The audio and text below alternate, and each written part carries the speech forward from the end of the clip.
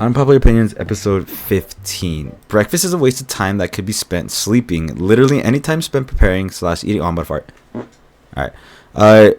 Eating breakfast, whether it's 5 minutes or 30 minutes, is time that could be spent on sleep, which is far better use than that time in my opinion. Even one single less minute of sleep for the sake of an unnecessary morning meal is unacceptable to me. Why would I even want to need energy in the first thing in the morning? I guess I can understand for those doing heavy manual labor, but most people don't. I haven't eaten breakfast in years, and there's absolutely zero negative consequences to skipping it. Okay, I think this really just comes down to I think this really comes down to personal preference. Me personally, I like to sleep. I like to sleep all the time. I love sleeping. I actually sleep way too much. It's kind of a problem. So I don't really eat breakfast too much. I hardly ever eat breakfast because I sleep. I like sleeping, but I can't acknowledge that breakfast is just a good meal. I mean, I love eating too. Breakfast is just a fine ass meal to eat too. And he also says something like, "Why would I even need energy first thing in the morning?" They're like, bro, that's what sleep does. That's what sleep gives you at.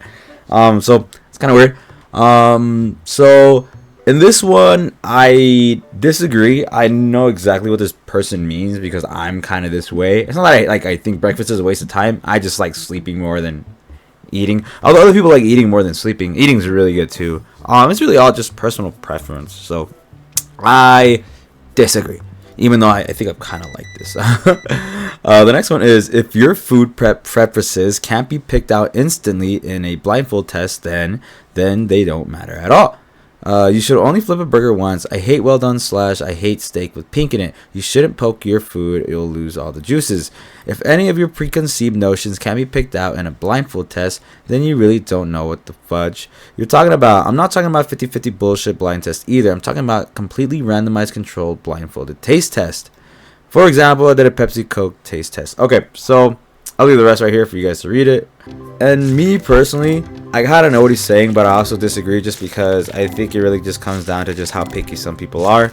Other people aren't, some people are. I think the main thing that bothers me is that some people are like really fucking picky. It's crazy to me like how picky they are. Like one of my friends is like that. I'm like, bro, that shit's low-key annoying. He's like, bro, grow up. I was kidding. No, I mean, one of my friends is a picky eater. That's fine. But it's like, I feel like some people are like too picky where they can't even enjoy the simplest thing. Or like some people like just a simple plain burger. Like that's crazy to me. Some people do have food preferences, and I do feel like some of it is a little bit too. I mean, like Coke or Pepsi. I think this is like a simple one. Me personally, I don't care about soda. I really couldn't care less. So if you give me Coke, if you give me Pepsi, I'll drink it. It's fine. I mean, I'll prefer Dr. Pepper at the end of the day, or root beer.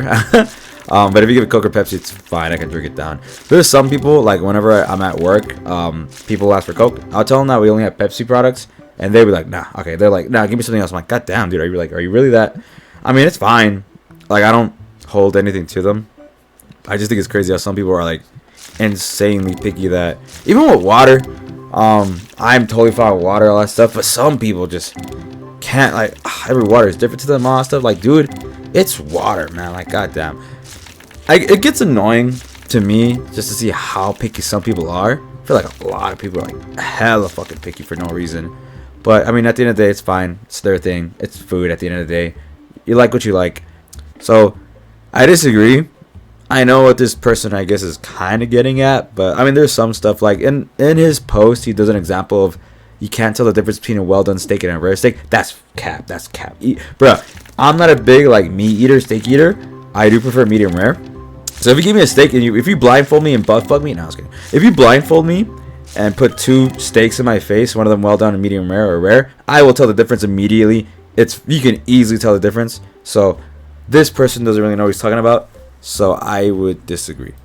The next one is, it makes no sense that casual jobs like retail or fast food still require interviews. It's honestly weird that you have to go through a formal interview just to get a job folding clothes or flipping burgers. These positions are meant to be flexible and entry level. They shouldn't be treated like corporate roles. If someone is willing to show up on time, follow instructions, and do the work, that should be enough. We're not talking about hiring a doctor. It's a short-term hourly position. Let people earn money without jumping through unnecessary hoops. So in this one, I will disagree. I know what they mean. No, I don't know what they mean. I mean, I get what they're saying. Like, it's a fast food job, right? Like, why are you taking it so serious? But, I mean, at the end of the day, it is a business. Like, McDonald's is a multi-billion-dollar corporation, all that stuff. So they do want to make sure people working there are doing the stuff correctly. People are showing up on time. They're not just smoking weed in the back. They're making burgers and smoking weed in the back, all that stuff. But as long as they do their job, that's good.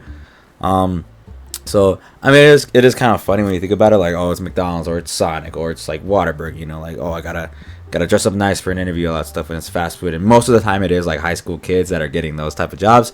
But hey, I mean, you gotta get prepared for the real world, all that stuff. If you want a job, you will have to do interviews and all that jazz. So it makes sense. Plus, like, another thing too is, like, you know, you can have a really good resume, or actually you can have like a really bad resume. But if you nail that interview, you can probably get the job too. Or you can have a really good resume, but if you show up late, or if you're just like, you know, if you drink the next day, you come in barely sober, all that stuff, then yeah, like, you can bomb the interview and all that stuff. It really just depends on seeing them in person. That's when you really get to know them, rather than just seeing like a simple, you know, oh, my resume looked good online, I'm gonna hire this person. No, not at all. Like, yeah, you actually have to get a feel for them and, you know, meet them in person and see if they can even show up to the interview on time.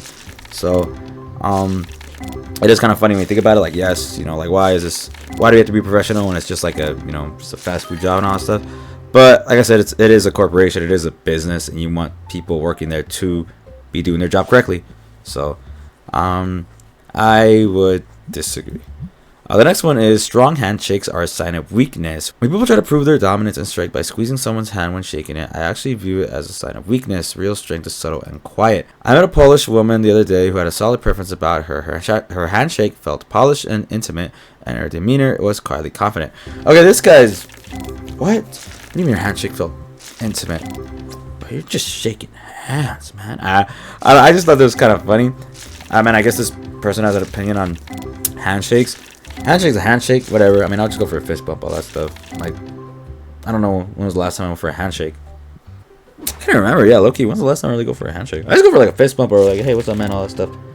I mean, I guess if like they go for a handshake, then I'll go for it. But I'm not out and go. I'm talking about handshakes too much.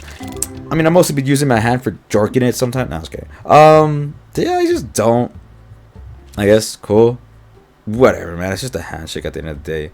I mean, we all wipe our asses and everything like that. So, who's the real loser when it comes to shaking someone's hand? No, I don't know what the fuck I'm saying. And the last one is being a realtor is not a real job. Title's a little dramatic, but I just don't think they do any actual valuable work. I think my main issue is with how we buy/sell homes. It's a incredibly complex thing for something that at its core is not complex at all. Creating a need for realtors who can actually understand all the nonsense that goes into buying a house.